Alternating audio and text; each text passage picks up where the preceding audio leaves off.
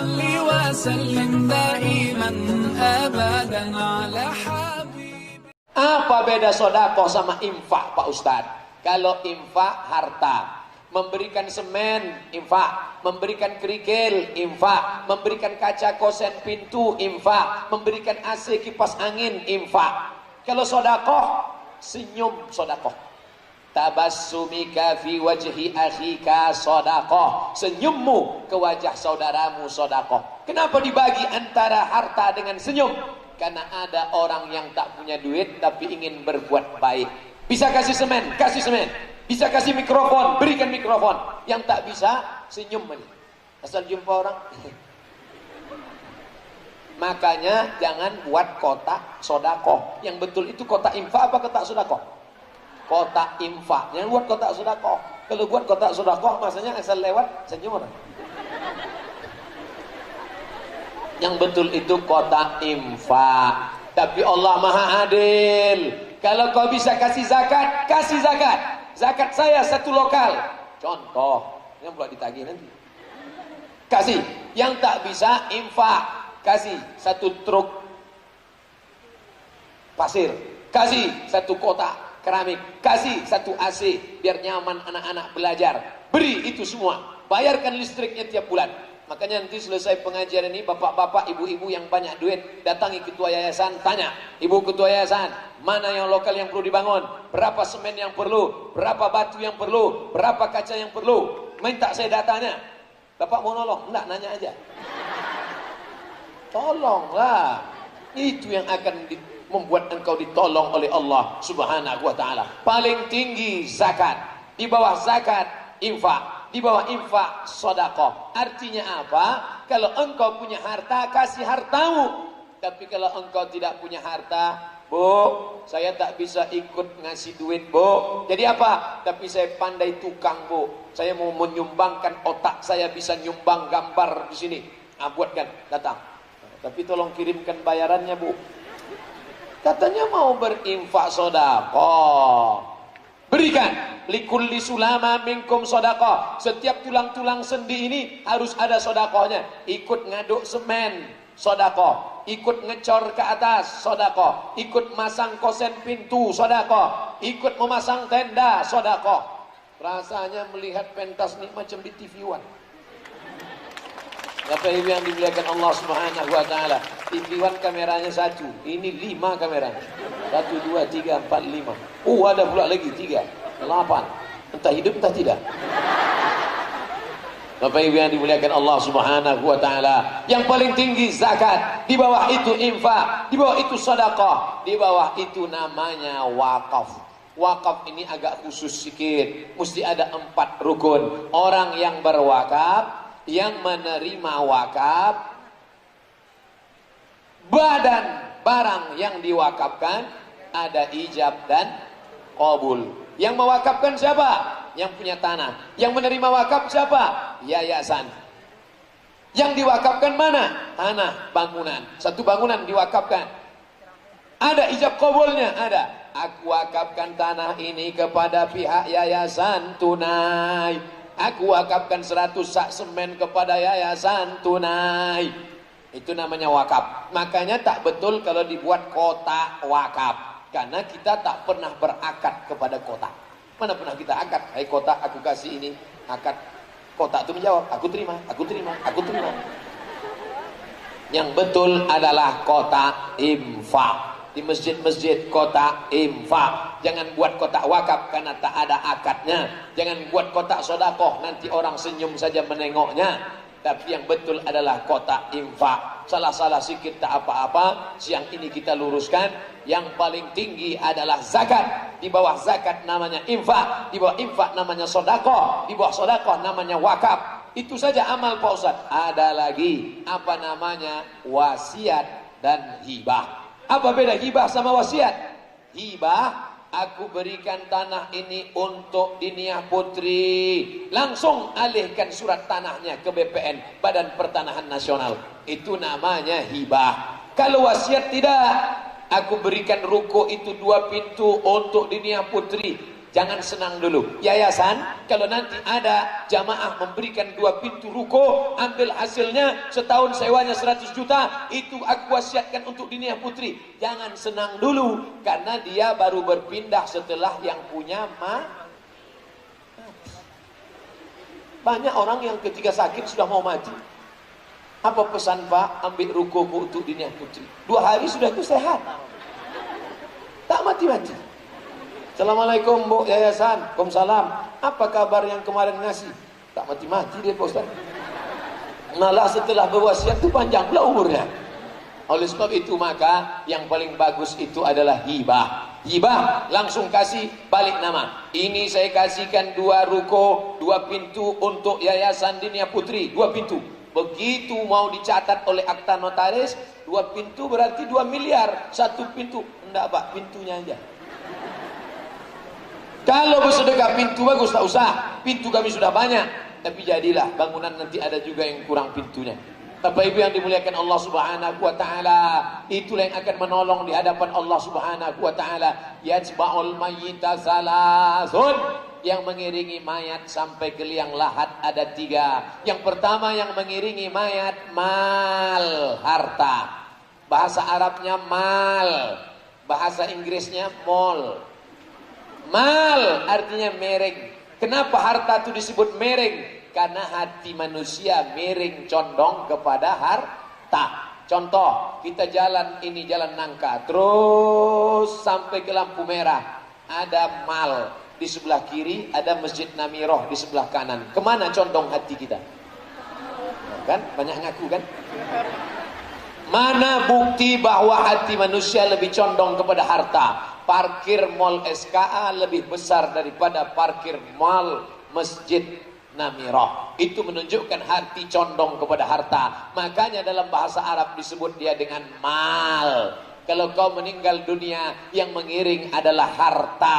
Mana ada harta mengiring orang mati Pak Ustadz? Ada. Mobil mewah ikut mengiring, motor mahal ikut mengiring. Kalau ada mobil dia paling mahal, itu ikut mengiring. Mobil paling mahal sekarang mobil Ferrari merah metalik, harganya 5 miliar, pintunya 2.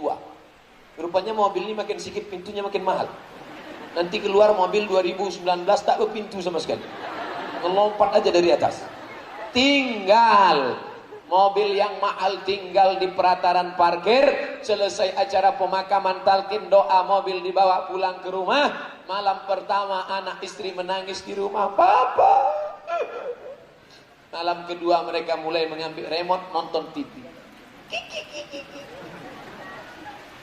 Malam ketiga mereka mulai berpikir, kalau dijual mobil ini berapa harganya. Hari ketiga mulai mereka pergi membawa STNK BPKB, fotokopi KTP almarhum, dibawa ke kantor Samsat di depan Purna MTQ. Lalu kemudian petugas menengok, ini nama siapa? Nama Abdul Somad. Untuk apa? Mau balik nama. Kenapa namanya diganti? Karena dia sudah almarhum. Tinggal kalau mobil itu punya ibu, harganya 2 miliar. Mobil itu punya ibu, hasil dari peras keringat banting tulang ibu. Pergi pagi pulang petang, peras keringat banting tulang, tunggang langgang lintang buka. Hasilnya 2 miliar.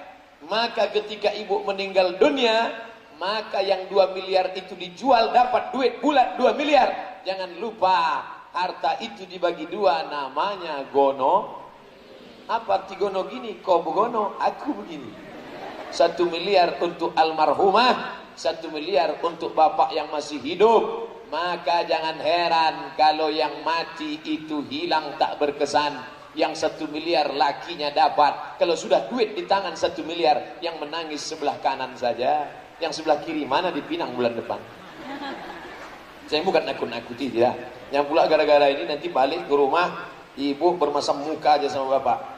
Nanti bapak minta kopi malam, mana kopi? Buat aja sendiri. Rupanya inilah kau intai-intai surat tanahku ya. Tujuan saya menyampaikan ini bukan hubungan ibu sama bapak tidak mesra. Tujuan saya supaya kita tahu bahwa yang kita cari-cari itu semuanya tinggal. Yang kekal abadi mana? Itulah yang kau wakafkan untuk kelas, yang kau berikan untuk sekolah, yang kau bangunkan untuk masjid. Masjid Dinia Putri mantap, tapi pintu kamar mandinya tak berkunci. Dulu, sekarang mungkin enggak. Dah lama saya tak singgah.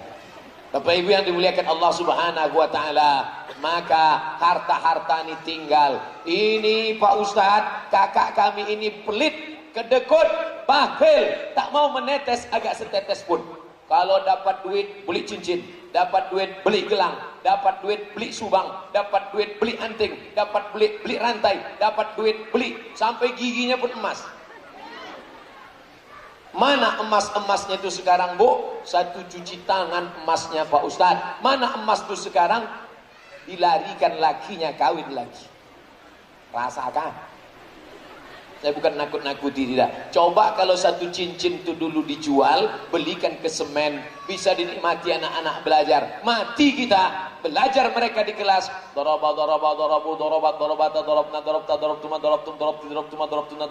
Nah, mengalir pahalanya. Anak-anak TK membaca Iqra bata sabah, mengalir pahalanya. Ini apa mau dikata? Anak-anak, jangankan anak orang, jangankan anak Dinia Putri mengalir, anak kandung pun tak pandai berdoa. Rabbighfirli wali walidayya warhamhuma kama rabbayani. Gara-gara anak tak diajarkan doa. Yang diajarkan apa? Yang diajarkan lagu. Mati kita, dibukanya keyboard, dinyanyikannya lagu mama. Tahankanlah. Tak boleh lagu-lagu itu Pak Ustadz. Lagu boleh, musik boleh, tapi yang islami. Adapun musik yang mengingatkan kepada zina, musik yang mengajak perbuatan narkoba, musik yang mengajak bunuh diri, haram. Tapi kalau musik yang baik-baik, membaca solawat macam Ananda tadi, membacakan barzanji, membacakan marhaban, membacakan bagus, tak salah. Tapi kalau sudah mengajak pada perbuatan mungkar yang tak diridhai Allah, jangan sampai. Adik-adikku, anak-anakku yang perempuan-perempuan, kalian ini luar biasa. Sampai-sampai suara perempuan pun aurat. Bukan cuma wajahnya, bukan cuma kulitnya, bukan cuma rambutnya. Suara perempuan pun bisa aurat. La tahdha'na bil qaul. Jangan perempuan bersuara mendayu-dayu, mendesah-desah. Kenapa tak boleh? Yatma'alladzi fi qalbihi marad. Ada laki-laki yang dalam hatinya penyakit, kalau didengarnya suara perempuan mendayu-dayu, lemah gemulai, dia langsung error.